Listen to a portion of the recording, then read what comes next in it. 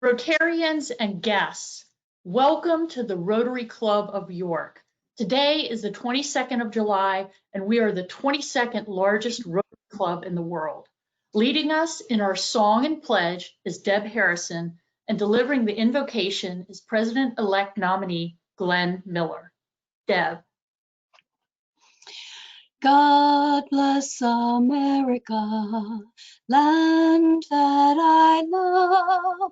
Stand beside her and guide her through the night with a light from above. From the mountains to the prairies, to the oceans wide with foam. God bless America, my home, sweet home. God bless America, my home, sweet home. Please join me in the pledge. I pledge allegiance to the flag of the United States of America and to the republic for which it stands, one nation, under God, indivisible, with liberty and justice for all. Glenn Miller will now lead us in the invocation. Good morning, fellow Rotarians and friends. Let us pray. Lord God, the source of all wisdom and the author of all knowledge, we thank you this day for all of your blessings and gifts, but especially for the gift of education. We thank you for those who seek knowledge and wisdom and those whose lives are devoted to imparting it. In these challenging and surreal times, we are often understandably focused on how many things have changed in our lives, how nothing is any longer normal. Yet even now, we know that the hunger for learning and the importance of that learning for the sake of our community and our world is unchanged. Our context is new, and because of it, we are challenged to think and act anew. Yet our mission in education remains the same. Bless our friend and speaker, Dr. Gunter Smith, and the good work in which she is engaged in leading York College. We are grateful to have her here, and more grateful still for her leadership of our college and our community. To you, O Lord, the fountain of all good things and the source of all truth, to you, the one God of many names, we pray. Amen. Amen. Thank you, Glenn. It's nice to have a few announcements. As Glenn said, this is a surreal time, but there certainly is things to celebrate, and hope springs eternal, and we have a birth to celebrate amongst the club. Congratulations to Rotarian Dr. Maurice Jones and his wife Raquel on the birth of their first child. It is a son, Maurice Jr. Also, congratulations to Rotarian Cal Weary, who became president of the Parliament Arts Organization. Also, Rotarian Colin Holder is the executive director of the organization. So for District 7390 news, first we have a safety update. As we all know, masks are the best way to serve above self and keep our community safe. The District 7390 is forming a safety committee, and this is an effort to help clubs that will be going back to, yes, we will be going back to in-person meetings, hopefully soon. And Julia Altenberg, district governor nominee, is the contact for that. Her email is on the screen if you would like to reach out to her. Also from the district news, they are looking for a treasurer for the district, and anyone that is interested in serving in that position, recommend you speak to fellow Rotarian Steve Klunk, as he served our district and our club in that role for 10 years. Thank you, Steve, for epitomizing service above self by filling this role for the past decade.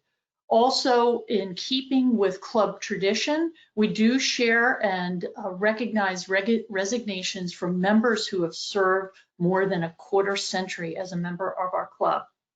So today, with regret, the board of directors accepted the resignation of past president Jack Shore at our July meeting. Jack was a member of the club for 43 years and president during the 1999 2000 Rotary year. We appreciate, Jack, your dedication and service to our club. Also, a reminder, as always, past President Mike Summers has done a fantastic job in navigating these, as Glenn said, these surreal times. And certainly we have always have wonderful speakers that are interested in talking to you, our members. Today is certainly an example of that. And as you can imagine, it has been a challenge for Mike to navigate these surreal times and juggle those that want virtual meetings and want in-person meetings. Are we coming back? Are we not? So thank you very much for giving your ideas to past President Mike for our programs. And up next, we have a fundraising announcement, and I welcome Bill Anstein to the virtual Rotary podium.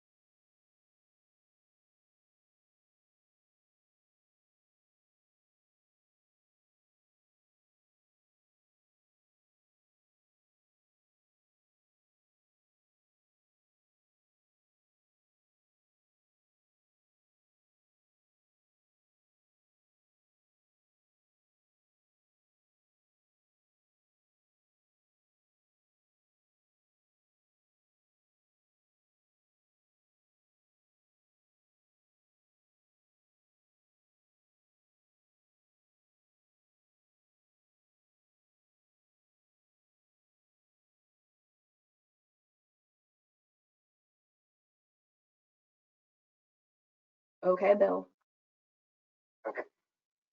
Thank you, President Ann. This announcement will be a little bit unique. It basically is audio only. You will hear my voice, but you will not see me talk. For those who are new to Rotary, here's how I learned the best way to do announcements. Number one, get their attention. 2, briefly state the message. 3, shut up and sit down. The music you just heard was to get your attention. That was the theme from the movie The Good, the Bad, and the Ugly. It won an Academy Award for the Best Original Music Score in 1966 and is one of the greatest musical scores of all time.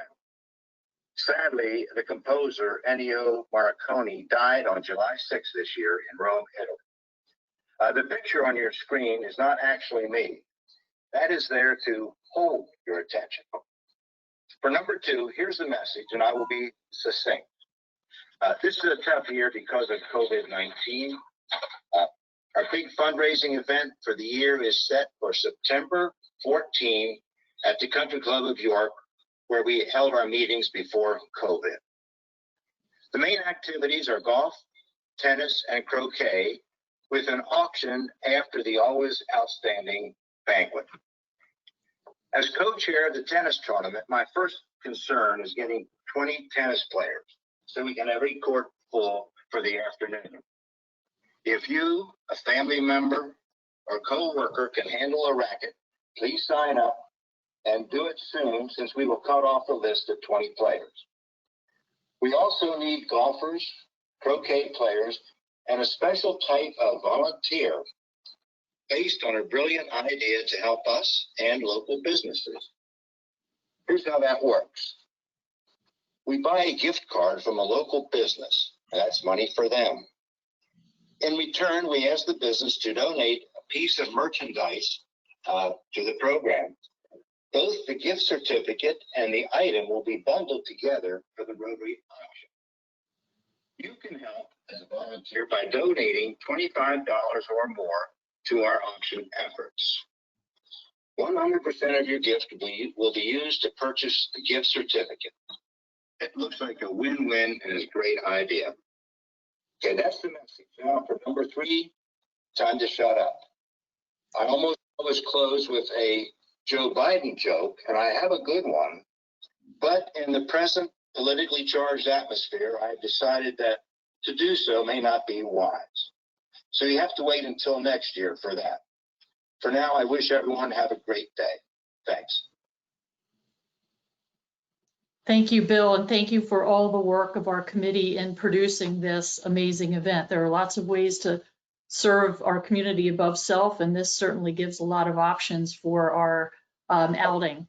Next, we have Diane Marino joining us for a Student Education Fund announcement. Diane. Hi, everyone. I'm back.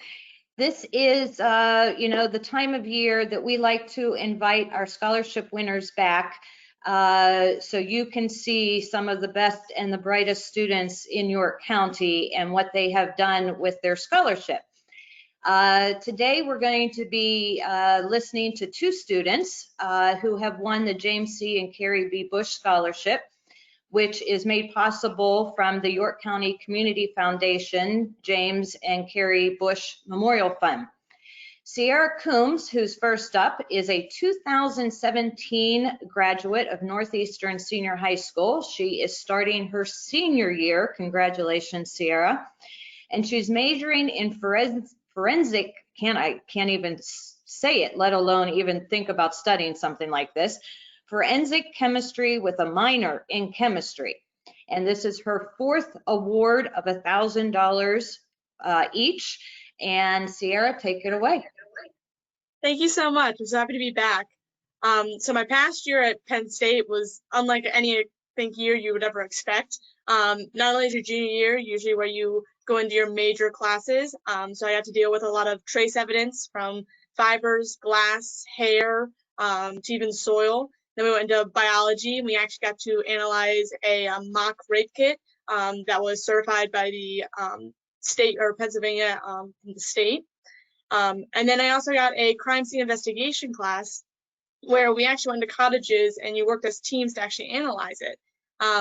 However, it was very interesting once COVID hit because all of these classes then transferred online. And so we had to be really, really creative. And how do you still get this experience while still, being able to go forward and get a really great education?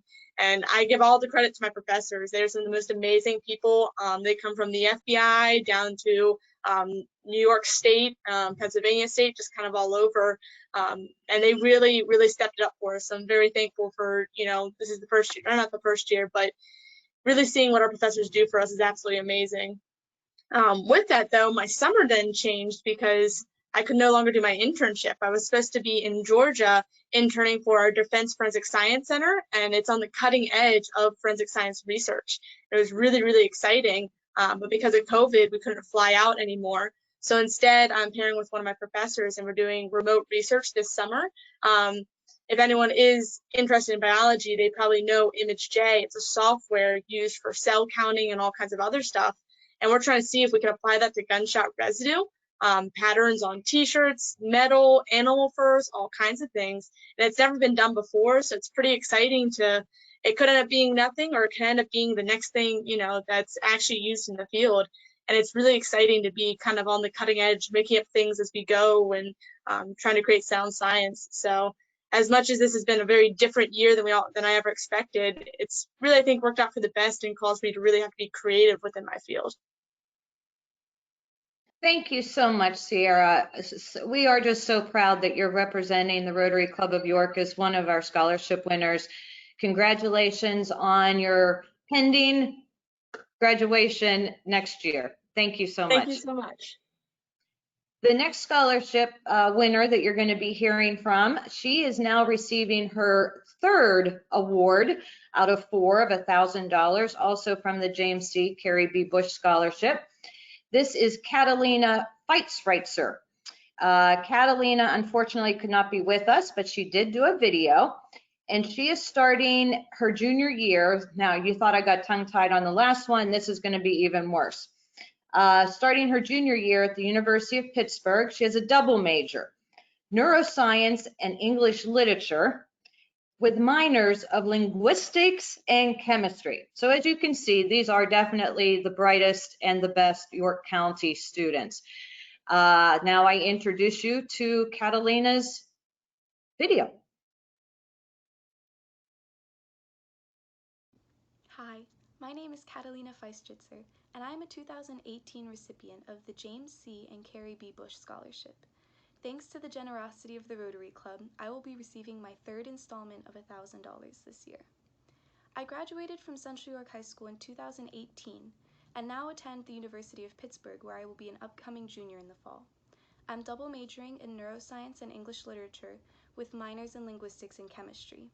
I hope to be in medical school in a few years, so fingers crossed. This summer, I was supposed to be studying abroad in Salamanca, Spain, but unfortunately, due to the coronavirus pandemic, my program was canceled. I had also been accepted to study at the University of Rochester this summer through an NIH-funded grant to study neural prosthetics, but unfortunately, it was canceled. So instead, I've been spending my time virtually assisting at my lab at the University of Pittsburgh, where I work during the year. In this lab, we focus on the neural pathways responsible for some of the symptoms of schizophrenia. I absolutely love this lab, and thanks to the generosity of the Rotary Club, I am able to continue working there because, as much as I wish it were a paid position, like most undergrad research jobs, it's unpaid. So thank you for your generosity, thank you for allowing me to continue my passions, and thank you for your continued support in me always. I hope all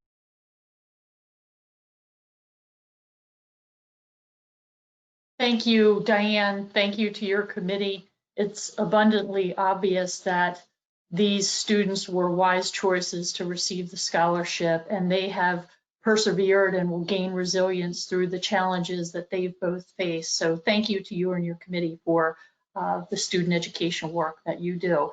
And a great part of our theme of education today. Thanks for continuing that, Diane. And now we welcome Glenn Smith for a charitable grants update. Glenn. Thank you, President Ann.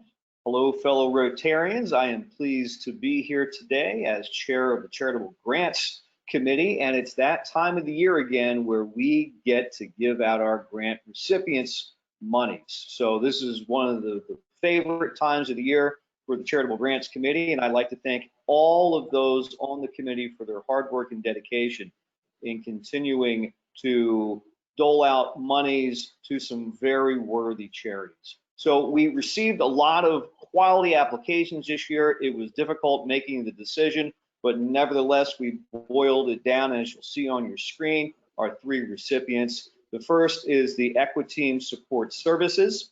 They specialize in working with children that have severe trauma backgrounds, including youth who have experienced physical, emotional, sexual abuse, as well as exploitation and neglect, which fits squarely in the theme that we had for the 2019-20 grant cycle, which was addressing abuse and exploitation of children.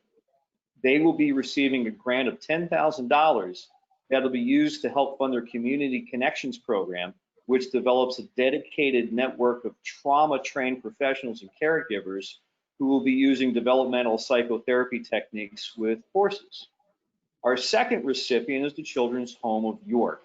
And the grant that they have received is for $5,000, and that will be used for their Angel Center, which provides trauma-focused therapeutic psychiatric residential treatment.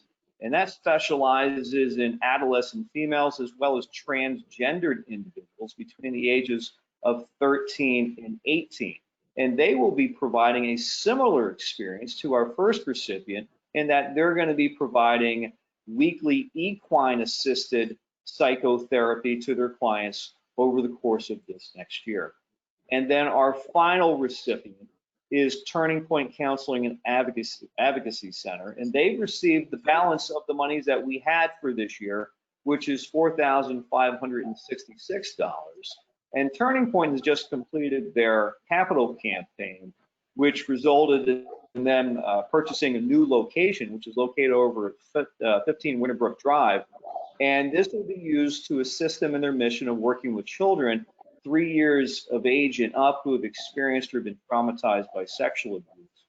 And this grant will be used to help furnish their new children's therapy room and their art therapy studio. So we're very excited about what these organizations have to offer, as well as our and Rotary's ability to assist them in their mission. So congratulations to Equiteam, Children's Home of York, and Turning Point on your grants for this year. Thank you, Glenn, and thank you very much to the work of your committee in our community. We really appreciate it. Next, Rotarians, it's poll time. Courtney.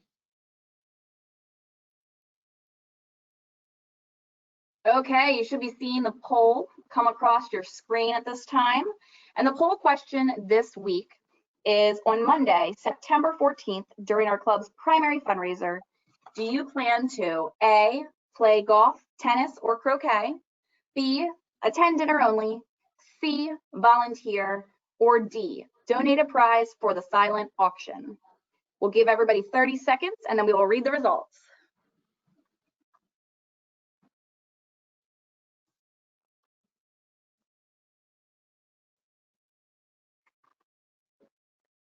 $15 more seconds. Looks like we have about 140 people on the call today.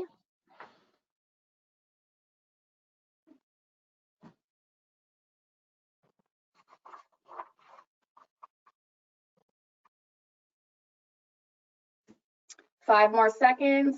4, 3, 2, 1. And we're closing the results. So again, the question was on Monday, September 14th, during our club's primary fundraiser, do you plan to? And the top answer was 33% said play golf, tennis, or croquet, followed up by 31% of people saying that they were going to attend the dinner only.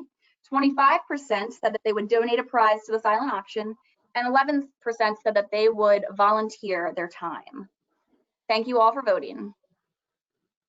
Thank you, Courtney, and thanks for Bill. I think your inspirational message is resonating with the poll results. There are lots of ways to stay engaged and involved, and if you want to social distance, you can donate the prize for the auction. So that's great. And if you want to engage, you can certainly play outside and have a good day. We'll hope for good weather that day.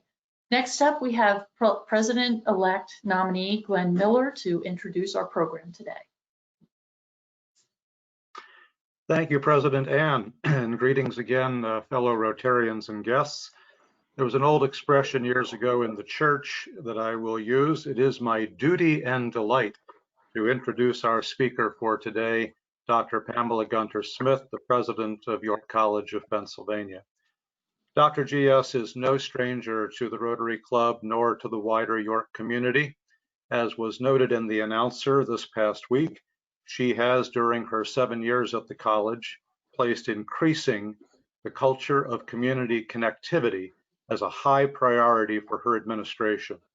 She has lived that priority out personally as she has been among us, and she has led the college to live it out through such things as the Center for Community Engagement at the former Lafayette Club building, our partnership with YCIDA and its efforts to bring the Yorktown Hotel back to a vibrant life, the newly planned Knowledge Park at the site of the former Schmidt-Alt Paper Company, and perhaps most important, of course, through more and more opportunities for our students to engage in the community as a part of their college learning experience. In these extraordinary times that we have been living through since mid-March, I can tell you as a staff member at York College that it's pretty remarkable to have a president who is also a scientist and a biologist by training. That, along with her innate leadership ability, has served the college and our community well as we have navigated these uncharted waters. Please join me in welcoming back to the Rotary Club of York, Dr. Pamela Gunter Smith. So hello, everyone, and welcome from York College. And thank you, Glenn, very much for your lovely introduction. It's always a pleasure to be among you. I think that you all know my husband, you're also your fellow Rotarian, J.L. Smith. I am sure that he is on the call today, and as well. And although I'm not there in person with you today, it's always amazing to me how we have all been able to adapt to the new normal, as we say, and to be able to conduct business remotely. So I think it speaks to the strength of the human spirit that we find a way to get things done, even under difficult circumstances. Before I start my remarks, to talk to you a little bit about how we have charted the course or the history of COVID-19 here on our campus. and how we were able to navigate the necessary changes that we needed to make for the spring semester, and then looking forward to opening in the fall on campus, that I would just give you a bit of my perspective as a scientist who has, before I went into higher education administration, actually was intrigued by pandemics and epidemics, because I actually, the subject that I worked on and that I did my research on was one that actually was a mechanism in the GI tract that actually underlies the disease cholera. And of course, we know that that's not as prevalent here in the States, but certainly in other countries. But it was because of this and because of my tracing the epidemic in London from the 1800s that I became very interested in other pandemics or epidemics that had occurred throughout history. And Dr. Gunter Smith, sorry to interrupt. I'm going to send you the controls to see your screen. If you want to be on the lookout for that, and we can see your screen. Okay. All right. Go ahead. You should see it pop up. If you don't, you can minimize some screens. It'll be in the background. Okay. Thank you. But in any case, but you can see me now. I can see you. I just don't see your screen.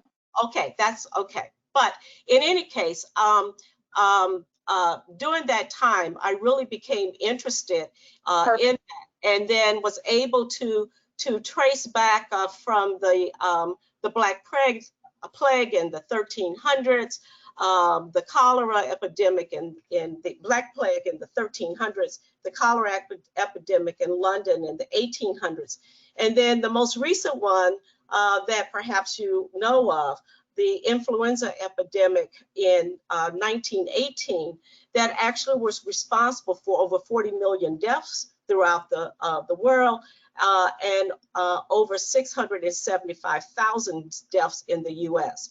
I say this to say that there are many lessons that we can learn from history with respect to this and to understanding, both with respect to what's happening to the economy and the ways in which we went about trying to mitigate the spread. So I invite you to become a student of the history of various pandemics, and I think it will be very instructional. It certainly has helped me with respect to thinking about how the college can respond to this as we move forward. And so I will start now with the rest of my presentation. I will also just tell you as an aside that I actually developed a course for students called Public Enemy #1, Pathogen and Diseases, some years ago that was also very relevant. So I'll take you through a little bit about the decision making that the college went through during the spring, in which we ultimately closed campus, and now the decisions that we're making about resuming classes on August 25th, when we will be inviting our students back to campus. Also, of course, in terms of making decisions such as this, I have an entire team that works with me who are experts in their various areas and always very helpful in terms of developing a plan of action.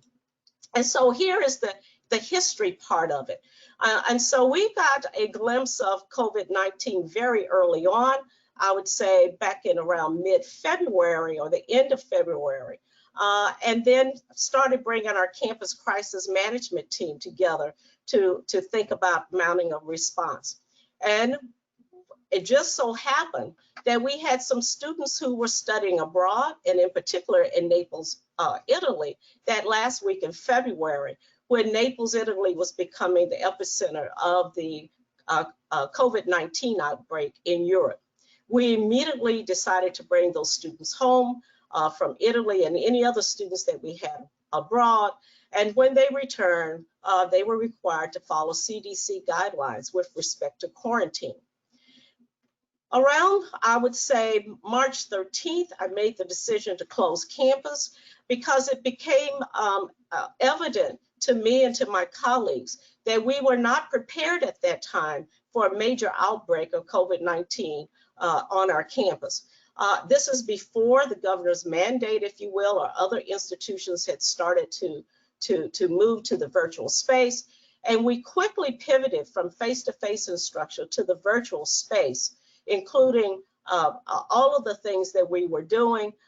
We made arrangements for clinical, student teaching, co-ops, advising, and tutoring. And we were able to do that because we had been really increasing our technology and our ability as the institution to offer online courses for about the past 3 years.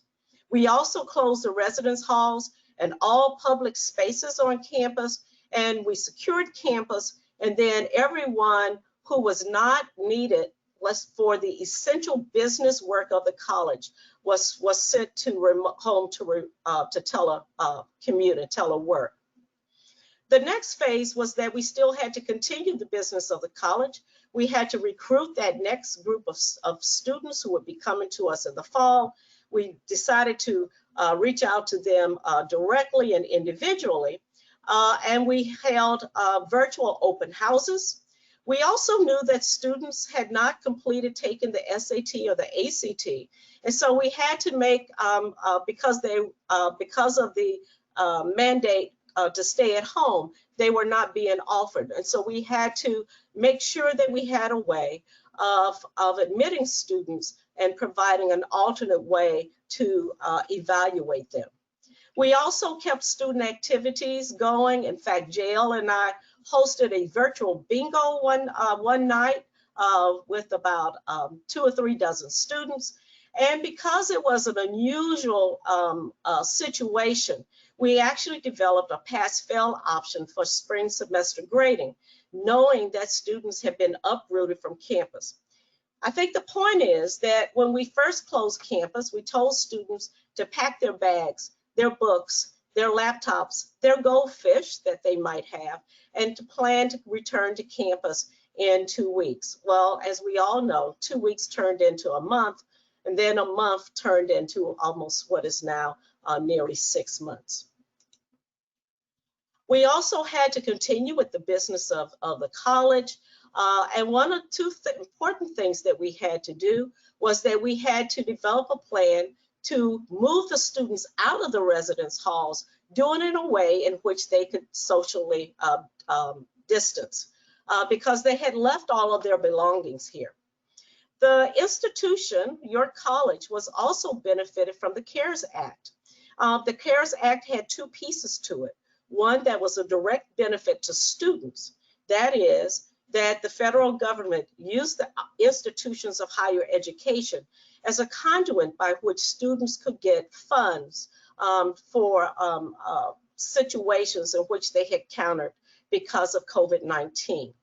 And some of that funding actually went to the institution to assist with some of the disruption that we had on our campus as well. So now we are in the phase of what we are calling resumption of operations on campus, and that is returning to what we're calling the new normal.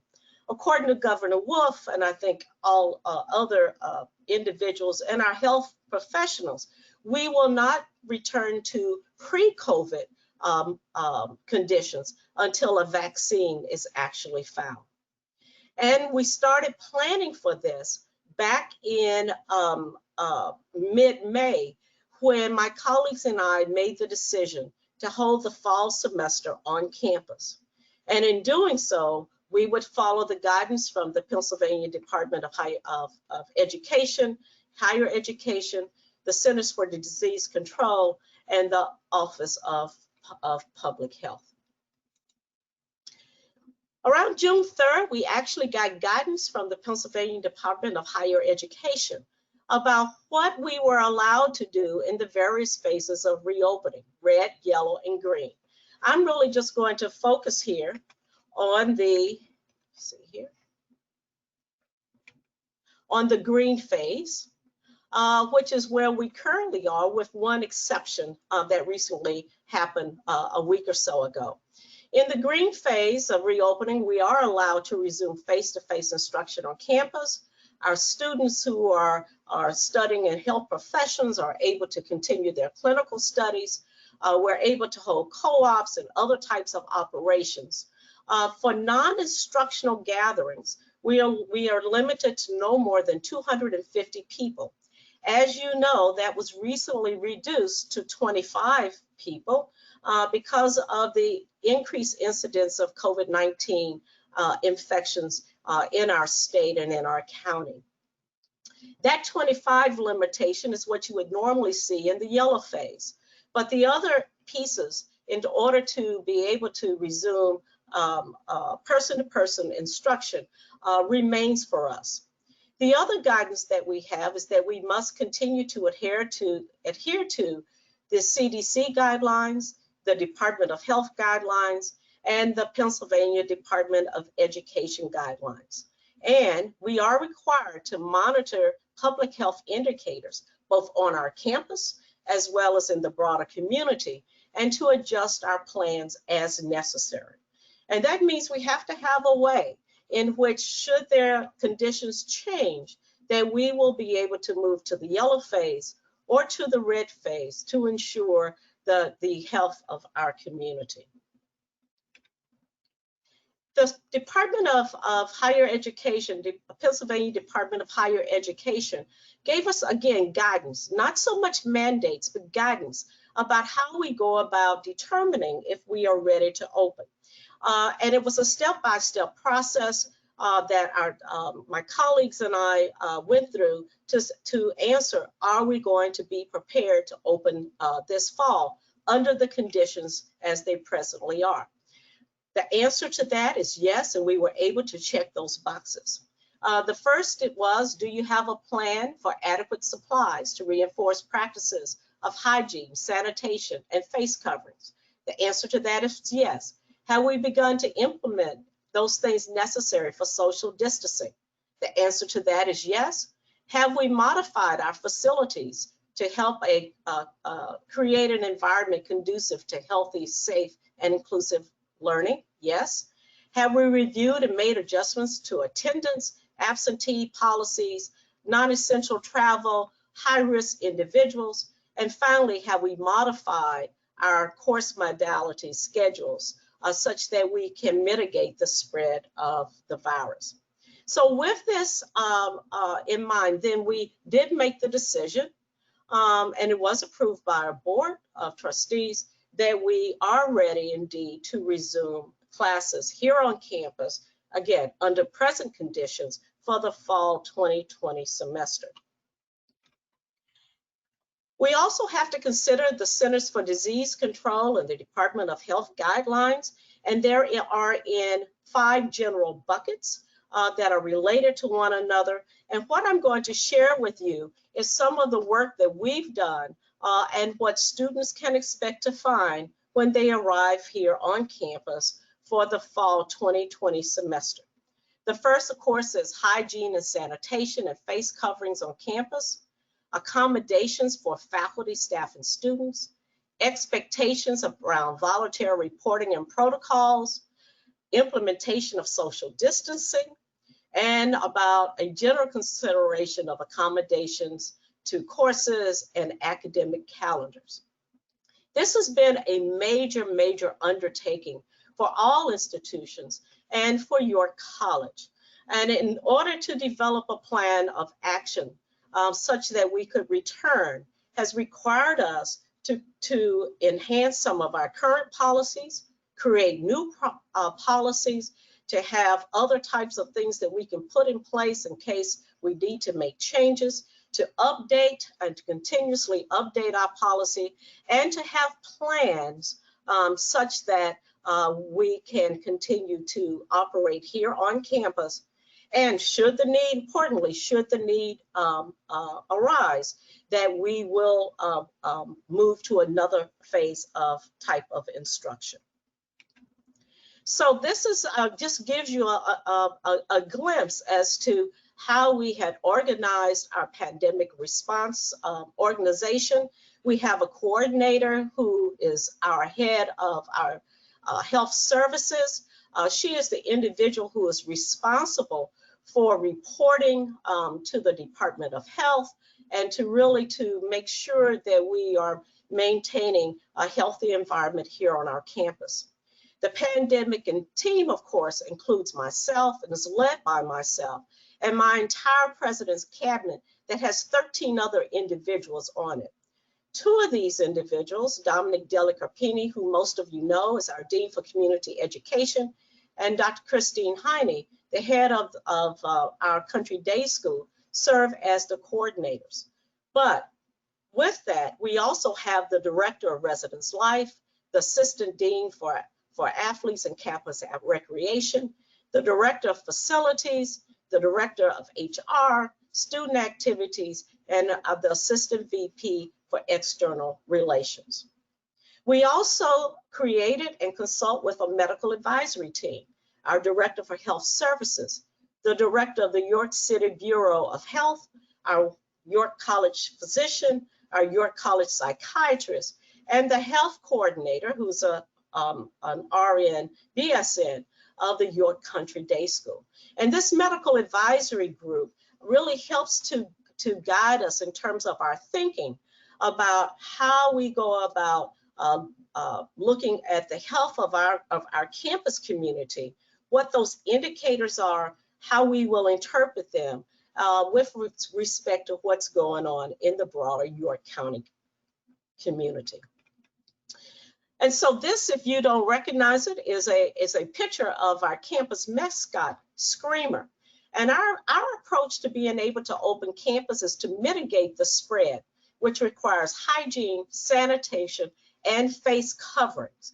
And so all throughout campus, we will have signs and what have you that says, wear your face covering, practice social distancing, wash your hands. We have put hand sanitizers at the entrance of every building, as well as all of our classrooms.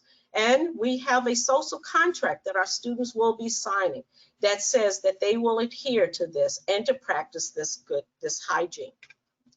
We also are mitigating spreads through social distancing. And so we have analyzed the capacity of all of our classrooms and public spaces here on campus. We have looked to see where we have queues that form.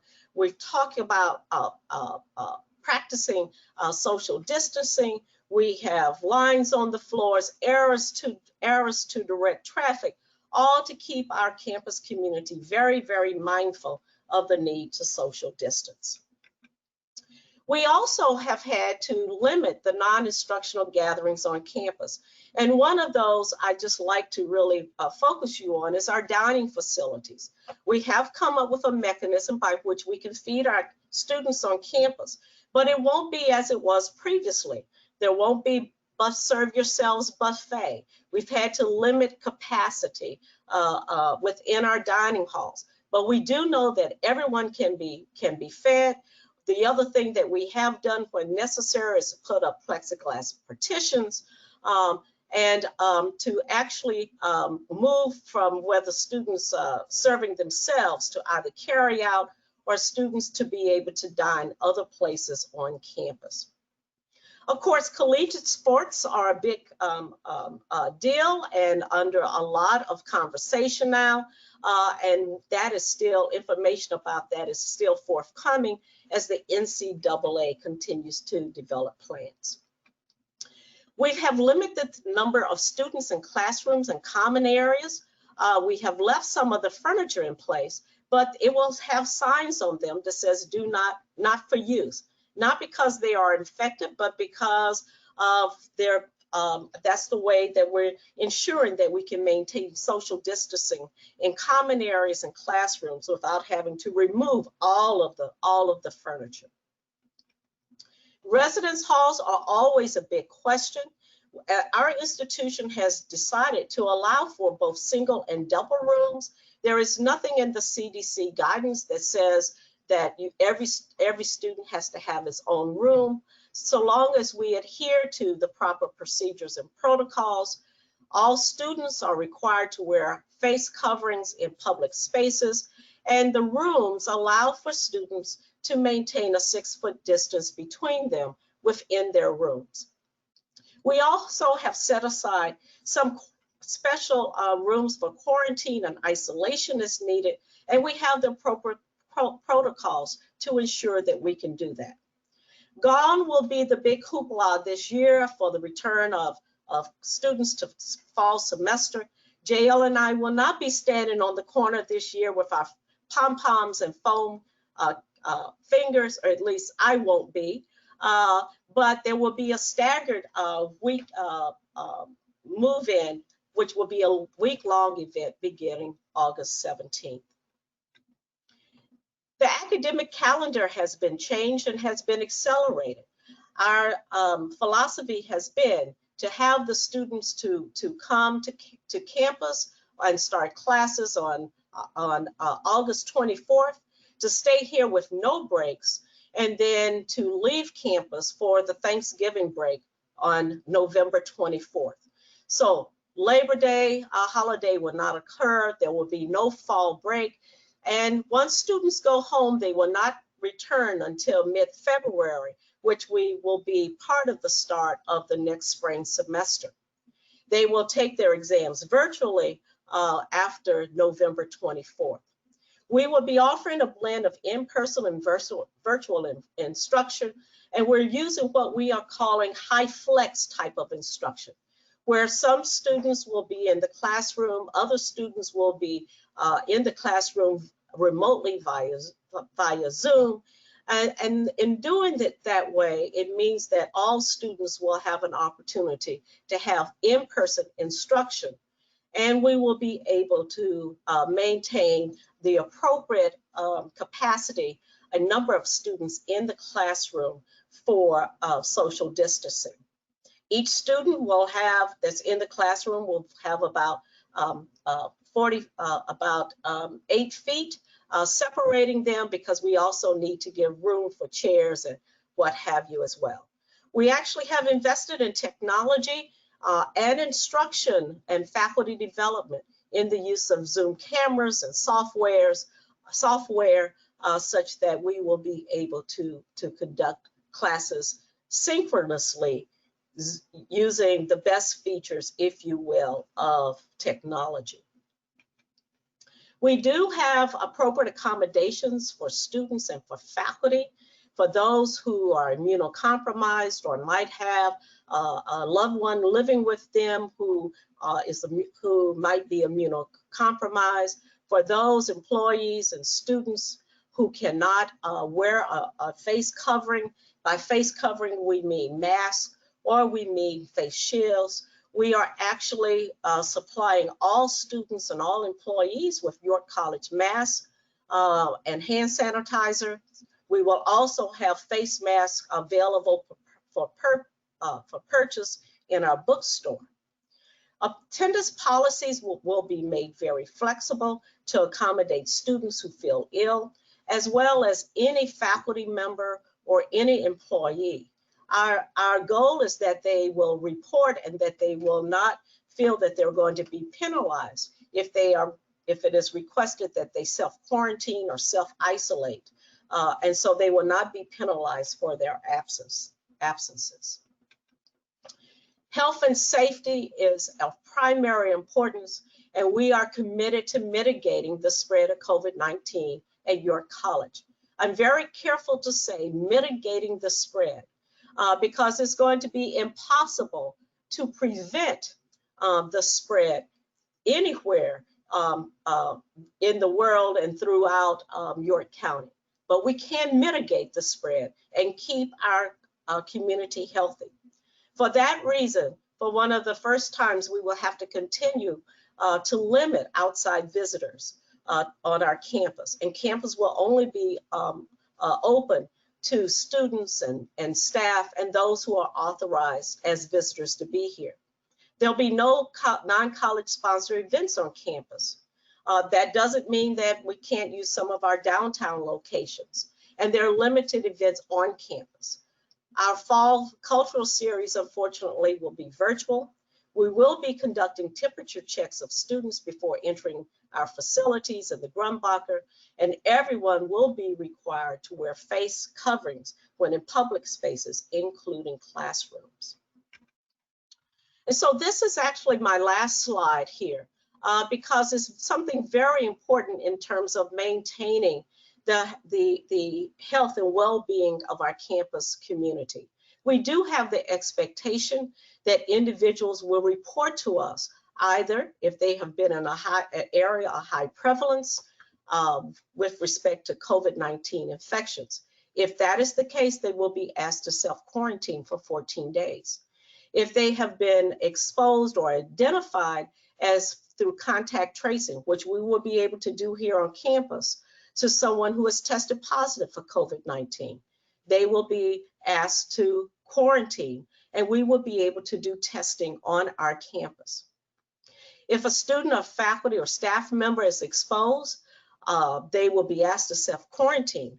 And if it turns out that they are positive for COVID-19, we will follow all of the guidelines put forth by the CDC and the Department of Health with respect to isolation of those individuals. We prefer that they isolate at home, but we do know that there could be some residential students that may not be able to go home and will have to be housed here on campus. And of course, we will be monitoring the infection status here on our campus daily to assess our ability to continue in-person instruction on campus. There are many other things that we've done in order to be able to move back to campus for the fall 2020 semester. I think it's important for me to emphasize that we continue to monitor the situation. And while we hope that we can be able to do so, that we are ready and stand ready to pivot if necessary, if conditions change. We have closed before, we know how to do that, but I will also add that because we know more now, that the ability of us to continue to have classes actually continues within the yellow phase now. And so we feel confident that we have some room to maneuver with respect to being back on campus. We are attempting to communicate widely. We have a dedicated website for our return to campus. We have a dedicated call center, as well as a dedicated email for people to write in and to get questions. We also have webinars and what have you to keep everyone informed about campus life. It won't be what it was pre-COVID, but certainly it is the new normal. And our ability to remain on campus and to open on campus means that each and every member of our campus community has to be committed to following the guidelines that we've put forth. So with that, I think I've given you a glimpse of what has actually been over nearly 3 months worth of work for us here at York College to be ready to open for fall 2020. And so I'd be happy to take any questions that you might have. Thank you, Dr. Gunter Smith, for navigating the constellation of issues that you have on behalf of your students, of their families, the professors and your staff and our community at large. Our theme this year for Rotary International is Rotary Opens Opportunities, and I do have a question for you, but before, we would like to thank you for opening opportunities, not only for all students, but in specifically David Baboa Day. You really stepped up, the college did. As you know, he came here, attended Dallastown, was a student in your mechanical engineering program, and his parents were unable to afford his education. And we cannot thank you enough for the opportunity that you gave David to stay engaged, to stay enrolled. And I understand from our friend Walt that he will become a graduate at York College with a Bachelor of Science in Mechanical Engineering. Thank you. Dr. Thank you. Thank you for everyone for making this happen. That was a team effort, so thanks to many. We have a question from a member. It sounds like you have implemented very stringent strategic steps to, as you say, mitigate the spread on campus. How about off campus? That's got to be a challenge. Is there anything that you have done or thought of to help students also be responsible off campus? And so, of course, college students are very social beings, as we know. But I will say 2 things about that. The first is that all students will be signing the social contract, which means that they understand what is required for them to be able to remain on campus and to be able to have face-to-face instruction. Our students want to be back, and that's one of the things in our favor, I think, in terms of their being able to do that. I also have elicited the help of the students themselves, and that the students and the Student Government Association will be serving as ambassadors for our students living the healthiest lifestyle that is possible. We have talked to, as you know, everyone knows, and some of you in years past may have lived on Jackson Street. Everyone knows about Jackson Street. We have had conversations with our landlords and also with other sites that students tend to frequent about social distancing and helping us with it. Of course, we can't control the movement of all students, but on our campus, I believe that even, you know, we do have commuter students as well. We have students who will be working in the hospitals. We have students who will be student teaching, for example, and we can't watch them 24/7. But we do know that what they can do is that wash their hands, social distancing here on our campus, wear the required face coverings will help to prevent all of us here to keep our campus as healthy as possible when they are here on our campus. And our hope is that that would prevent things that they might be bringing with them from contributing to an infection here. Thank you, Pamela. Will the campus be open to the public? Unfortunately, the campus will not be open to the public. And one of the things that we are want to do is to try to mitigate the spread of COVID-19, is to keep our, try to contain our campus community to students and employees and faculty. We do have some visitors who will be here, and vendors, but they will be authorized visits, but the campus unfortunately will not be open. I do hope that you know, we can relax some of that once we get a bit more knowledge about how this is going to play out, but campus will be, unfortunately, will be closed, at least at the beginning, as we navigate our way through our planning. Certainly makes sense.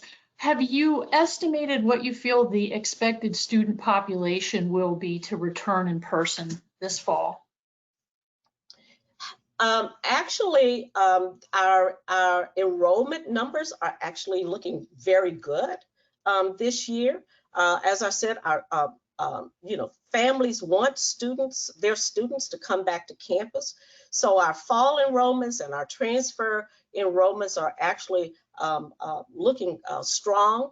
I would say that there's where many institutions were expecting a 20% decline. We have not seen that in terms of our deposits at this time. Also, our students with respect to transfers look strong. And so, and the returning students also mirror what they have been for other years. Of course, you never know who's going to show up until August 25th. But right now, it looks as though our enrollments will be as we had thought that they would be. Well, we certainly wish you the best of luck next month as the students return. And I think those numbers are indicative of the strong reputation and the strong product that you deliver to your customers. So thank you, Dr. Gunter Smith, for joining us today. We welcome you to join us as the club returns to in-person meetings. You might even enjoy lunch with JL, and please feel free to bring a student with you. And wrapping up our education theme, we will have a book for you to sign, and the book plate of that, and that book is How Do You Feel?, which will be presented to York Day Nursery. Thank you, Pamela. Thank you so very much. Everyone stay healthy and stay well. Thank you. So Rotarians next week, our speaker will be Major League Baseball's International Senior Vice President, Jim Small, who is responsible for the league's international business activities. Jim will speak on the tremendous growth of international baseball, the interesting people he's come in contact through MLB's efforts, and will highlight the tremendous growth in China and India. Hope you have a wonderful week. And Courtney, thank you for welcoming Stevie Wonder to the Rotary stage. Take care, all.